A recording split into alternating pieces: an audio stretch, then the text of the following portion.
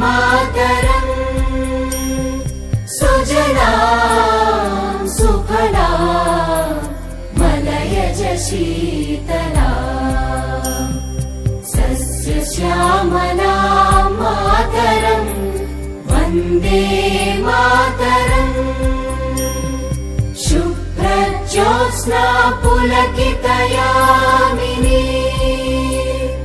पुल्लकुसुमित द्रुमदल शोभिनी।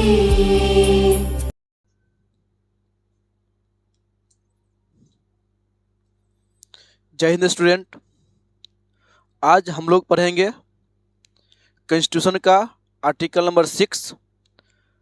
मेरा छठा अनुच्छेद में क्या है नहीं है इसके बारे में चर्चा करते हैं। तो चलते हैं, शुरू करते हैं। दिया हुआ है migration from Pakistan to India. ठीक है, इसका मतलब समझते हैं। माइग्रेशन का मतलब ये होता है इधर से उधर। ठीक है, इसका मतलब क्या होता है, जो व्यक्ति, इसमें नागरिकता के बारे में चर्चा किया गया है।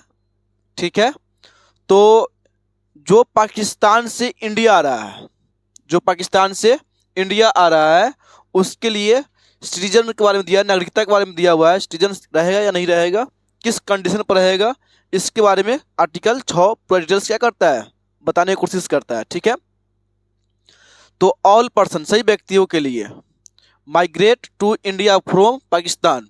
ठीक है, इसका मतलब जो प्रव्रजन, हिंदी में प्रव्रजन मतलब कि इसका मतलब ये होता है, अगर आर्टिकल ये संविधान अगर हिंदी में पढ़ते हैं तो उसमें अगर जाकर देखिएगा तो प्रव्रजन मतलब ये होता है, ये इधर से उधर, पाकिस्तान से क्या कहाँ भारत में आया है। ठीक है, तो उसका नागरिकता किस आधार पर रहेगा, जब संविधान बन रहा था उस टाइम की बात है।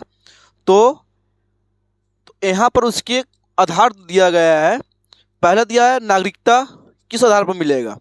सबसे पहले अगर वो इंडिया में वो व्यक्ति जन्म लिया है, इस आधार पर वो नागरिकता है, भारत का नागरिक है।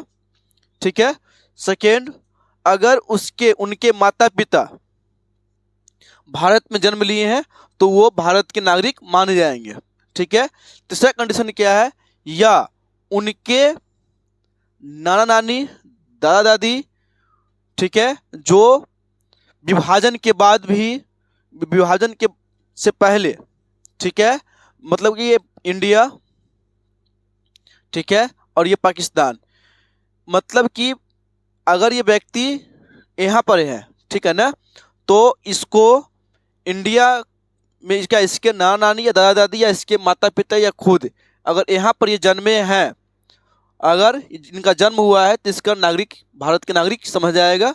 अगर इनके माता पिता यहाँ के हैं तो ये भारत के नागरिक कहलाएंगे, जो व्यक्ति ये है।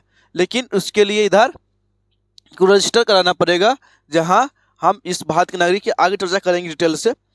तो इसमें दिया हुआ है, अगर 19 जुलाई 1948, ठीक है, से पहले अगर व्यक्ति 19 जुलाई 1948 से पहले व्यक्ति अगर भारत में जन्म लिए हैं या उधर से पाकिस्तान में है अभी, और इनके माता पिता भारत में जन्म लिए हैं, तो उनको रजिस्टर कराना पड़ेगा। एक स्थापना की गई थी ऑफिस के, जिसमें हमको आकर इसमें प्रूफ करना पड़ता था कि जहां हम भारत के, जो मेरे माता पिता हैं जो क्या है, इंडियन है, तो इस आधार पर उनको नागरिकता मिल जाएगा। तो उसको प्रूफ करना पड़ता था। अगर मान लीजिए वही व्यक्ति 19 जुलाई 1948 के बाद अगर पाकिस्तान में है, ठीक है, और 1948 के बाद अगर 19 जुलाई 1948 के बाद पाकिस्तान से अगर इंडिया में है, तो उनको सबसे पहले समझ आएगा क्या, जो भारत के नागरिक नहीं है, अगर नागरिक अगर उनको होना है, अगर चाह रहा है जहां हम यहीं पर रहेंगे, तो सबसे पहले उनको कम से कम 6 महीने के लिए उनको रहना होगा।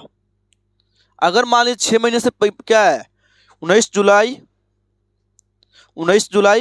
1948 से पहले अगर 6 महीना, जिस दिन रजिस्ट्रेशन कर रहे हैं उससे पहले अगर 6 महीना है व्यक्ति रह रहे हैं भारत में, वो प्रूफ कर रहे हैं, तो उनको नागरिकता दी जाएगी, इनको रजिस्टर कराना पड़ेगा, ठीक है। नहीं तो इसमें ये ऑप्शन था, अगर मान लीजिए कोई व्यक्ति भारत में रहना चाहते हैं तो पहले 6 महीने रहे और संतुष्ट हो जाए, तो उस आधार पर उसको प्रूफ करना होगा जो हम ये क्या है, हम 6 महीना से भारत में रह रहे हैं और हम यही रहना चाहते हैं। तो इस आधार पर उस टाइम पर ये नागरिकता दी जा रही थी जब संविधान बना था उस टाइम। और उस टाइम एक संस्था था, ठीक है ना, जिन्होंने नागरिकता की जांच परख करने के लिए बनाई गई थी और नागरिकता दी जाती थी, ठीक है। तो आर्टिकल 6 हमको यही जानकारी देता है अगर नागरिक किसको बनाना है किसको नहीं बनाना है। तो इस आधार पर आप लोग समझ गए होंगे, जो कंडीशन था डिटेल्स से बता दिए। अगर डाउट रह गया होगा तो कमेंट करिएगा, अगर समझ में आया हो तो यस टाइप करिएगा। तो आशा करते हैं आप लोग समझ गए होंगे। Thank you.